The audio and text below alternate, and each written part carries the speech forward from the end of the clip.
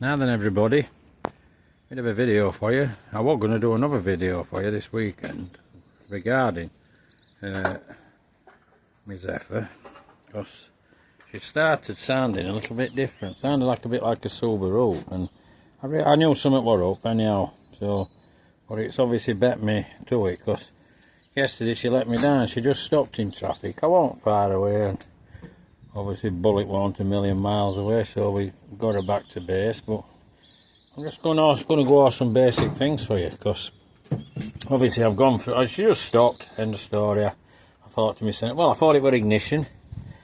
Then obviously it could have been fuel, but it did try to fire again after it stopped, but she didn't. But she was just running a little bit warmer than normal, which I thought were unusual. But I'll just go through what I've done and where I'm going. Anyhow, I've obviously checked fuel supply front pump. It was fine, plenty of fuel. Top off carb, bowl was full, so that was that. Ain't dizzy, everything, points open, whatever. Coil of fire. It's not world's best spark. Obviously I've had lights on plugs, and but it would. I don't see it. I think it'd be good enough to fire it. I've checked ohms on coil. It is slightly down. But what I found on investigation, I mean, I even pulled rocker cover off and cranked it over, because I mean, these can lose the fibre gear in timing up front. I mean, some of you are familiar with Essex, so I just thought, as it like sheared middle at gear, it can happen, and she's not on time and all. But anyhow, everything's working. Camshaft's working fine, and everything's on time. Everything's pretty good. So. But we're still not going, and we're still not having it now. Obviously, I'm going to change coil, because ohms are slightly low.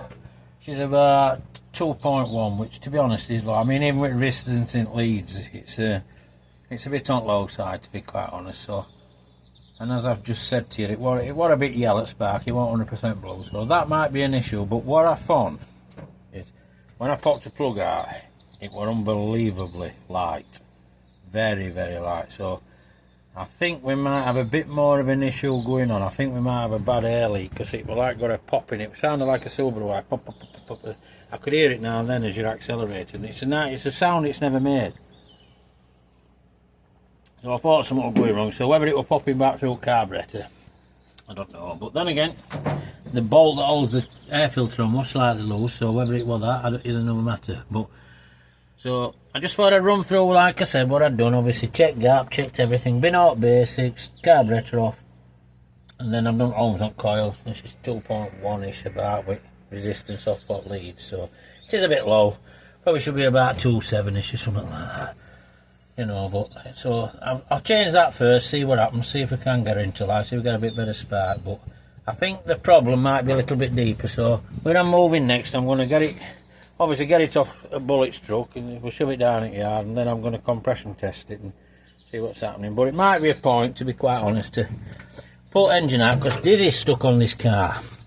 She's on time. She's more or less on time. So I mean, it hasn't been a problem, but obviously it will be a problem if you come to have to adjust it.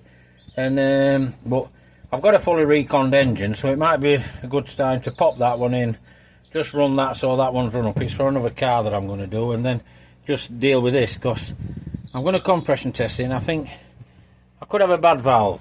So that's what a feeling I've got. I could have a couple of bad valves, because the plugs were so light. So, but anyhow, that's just a quick video of a car that's well maintained, and a car that you've all seen do all sorts of bits and pieces that can have problems just like any other car. So give me a like if you like the video.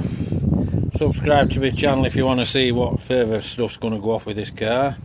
And pass a comment. I mean, it's quite funny really to say I've just got Reliant something like, and then I think it knows. It thinks he's going to drive that Reliant, so it's starting to play a bit awkward. But we'll get to the bottom of it, and we'll keep you posted on what's done. Catch you all later. Take care, buddy, and bye for now.